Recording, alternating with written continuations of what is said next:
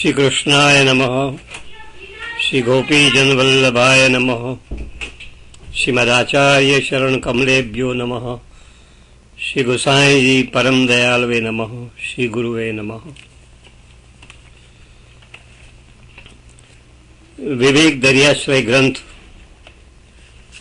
વૈષ્ણવી જીવન માટેની એક માર્ગદર્શિકા છે, જેનું અત્યારે આપણે અધ્યયન કરી રહ્યા છીએ. આજનો જમાનો કલિયુગનો છે. ભારોભાર કલિયુગ ચાલે છે. અનેક આપત્તિઓ વિપત્તિઓથી આપણે સૌ ઘેરાયેલા છે. લૌકિક સંબંધોમાં અનેક કડવા અનુભવો આપણને થયા કરે છે. ક્યારેક ઘોર નિરાશા હતાશાની વચ્ચે આપણે આપણું જીવન પસાર કરીએ છીએ.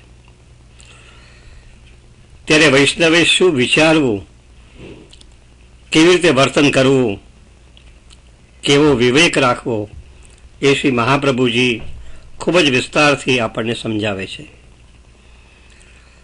આ વિવેકને આપણે જાણ્યો અને વિવેકને જાણ્યા પછી હવે ધૈર્યને સમજવાની આપણે કોશિશ કરીએ.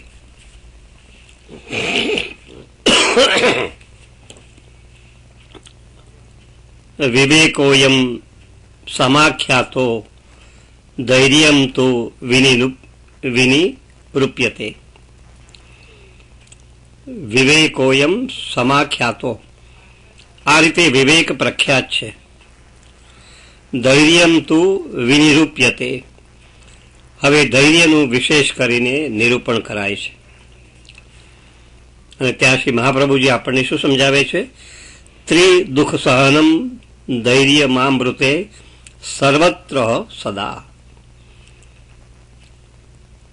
ત્રિદુઃખ સહનમ સર્વત્ર સદા ધૈર્યમાં મૃતે, મરણ પર્યંત સર્વ પ્રકારથી હંમેશા ત્રણેય પ્રકારના દુઃખો સહન કરવા, એને શ્રી મહાપ્રભુજી ધૈર્ય કહે છે. શ્રી મહાપ્રભુજી આ રીતે ધૈર્યની વ્યાખ્યા આપતા આપણને આજ્ઞા કરે છે કે ત્રણેય પ્રકારના દુઃખો સહન કરવા એનું નામ ધૈર્ય. ત્રિદુઃખ સહનમ ધૈર્યમામૃતે, ત્રણેય પ્રકારના દુઃખો સહન કરવા એનું નામ ધૈર્ય. દુઃખોમાં મુખ્યત્વે કેટલાક જે દુઃખો છે એ શરીર સાથે સંકળાયેલા છે, કેટલાક દુઃખો મન સાથે, તો કેટલાક દુઃખો આત્મા સાથે જોડાયેલા છે. મનુષ્ય એ બુદ્ધિશાળી પ્રાણી છે. બુદ્ધિ સાથે લાગણીઓનું પણ મનુષ્યના જીવનમાં વિશેષ મહત્વ પણ હોય છે. અને એટલે જ મનુષ્ય સુખ દુઃખના અનુભવોમાંથી પસાર થતો હોય છે. આપણી લાગણી ક્યારેક સુખની પણ હોય છે, ક્યારેક દુઃખની પણ લાગણી આપણે અનુભવીએ.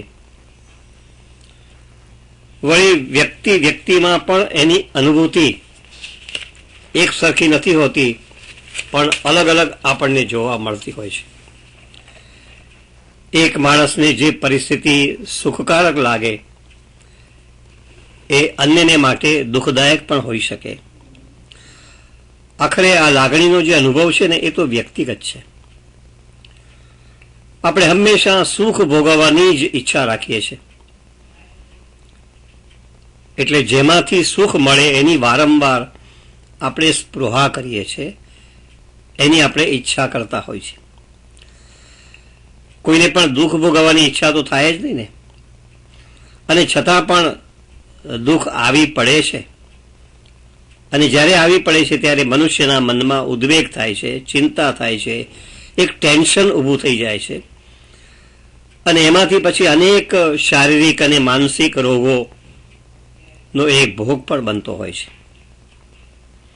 અલબત્ત આ બંને પ્રકારના અનુભવો, ચાહે સુખના અનુભવો હોય કે ચાહે દુઃખના અનુભવો હોય, પણ એ બંને પ્રકારના અનુભવો એ કાયમી નથી. સુખ હોય કે દુઃખ હોય એ આખરે તો થોડા સમયને માટે જ હોય છે, અને છતાં પણ જ્યારે પણ એ આવે ત્યારે જીવનમાં અનેક પ્રકારના પરિવર્તનો આવી જાય છે. ક્યારેક એ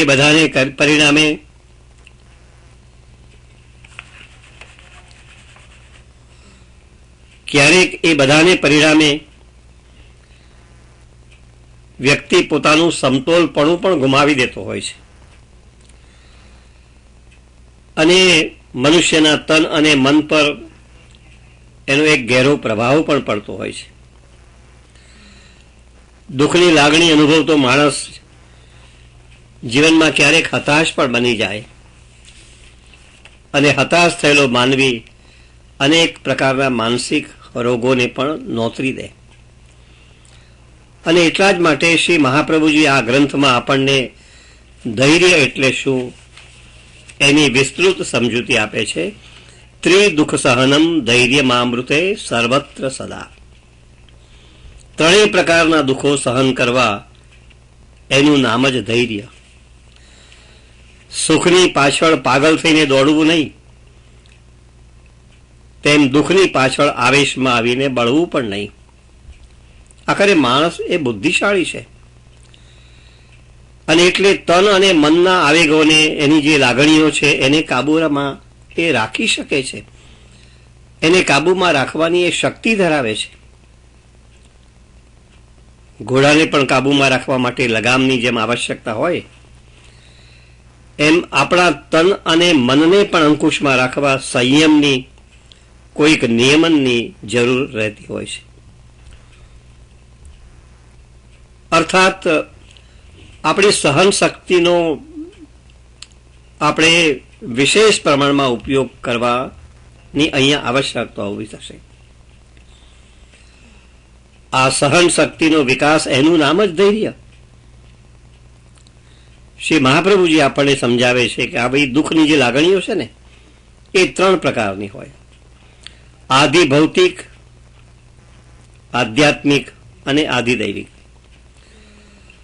આદિ ભૌતિક દુઃખની લાગણીઓ એટલે જે શરીર સંબંધી હોય, શરીર સંબંધી દુઃખ હોય, શરીરને થતા રોગો છે, દેહને થતા અનેક પ્રકારના જે અનુભવો છે તે.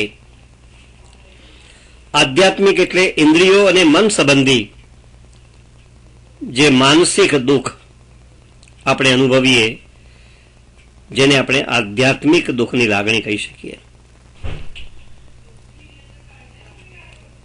અને આવી જાતનું જ્યારે દુઃખ આવે છે ત્યારે ક્યારેક એમાંથી ક્રોધ પણ જન્મે છે. ક્રોધના આવેશમાં પણ આપણે આવી જતા હોઈએ છીએ, જેનો સંબંધ મનની સાથે છે. ત્રીજા પ્રકારનું જે દુઃખ છે અથવા તો દુઃખની લાગણી છે, જે આત્મા સંબંધી છે. વર્ષોથી ઠાકોરજીની સેવા કરું છું, અને છતાં પણ પરમાત્મા શ્રી પ્રભુની સાથે મારો સંબંધ સ્થપાયો છે કે નથી સ્થપાયો, પ્રભુની સાથે હું ખરેખર સ્નેહના તંતુથી જોડાયો છું કે નથી જોડાયો, એના મનમાં શંકા કુશંકા રહે છે. પરમાત્માની પ્રાપ્તિ મને ક્યારે થશે, આ પ્રકારનું દુઃખ પણ એ ક્યારેક અનુભવતો હોય, જેને આપણે આદિ દૈવિક દુઃખની લાગણી તરીકે ઘટાવી શકીએ. આધિભૌતિક દુઃખ છે એ દેહ સંબંધનું હોય, અથવા તો એ સગાવાલા સંબંધી પણ હોઈ શકે. પત્ની દ્વારા મળતું દુઃખ, સંબંધીઓ દ્વારા મળતા દુઃખો, નોકર ચાકર દ્વારા મળતા દુઃખો, આ બધા આધિભૌતિક દુઃખો છે. નોકર આપણા કયામાં ન રહે, નોકર ક્યારેક એલ ફેલ આપણી સામે આવીને બોલી જાય, સંબંધીઓ પણ સંબંધ રાખવામાં ક્યારેક આંખ આડા કાન કરતા હોય, પત્ની પણ ક્યારેક જે કંઈ ગમતું હોય એનાથી વિરુદ્ધ પ્રકારનું વર્તન કરવાનો પ્રયત્ન કરે.